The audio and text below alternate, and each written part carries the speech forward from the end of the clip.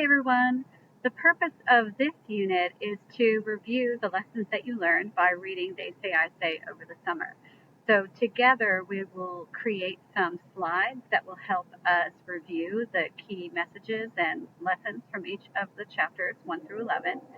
And then we will start to apply those lessons to our own paper. So the good thing about having written the summer essay before getting to class is that as we talk about the skills that They Say I Say tells you about and some of those templates, you'll actually be able to look into your paper and apply those and tweak them and make them even better.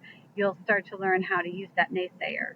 You'll recognize how to use evidence better for your own I say portion, and so on. So this unit really walks you through the book They Say I Say, and then we'll also apply that to your paper and begin to work with the actual articles that you read in the How Can We Bridge the Differences That Divide Us. So that we'll talk a little bit about content and how to use that content and respond to content in your paper. So it's a nice way to move from summer into the skills that we'll be doing in the course.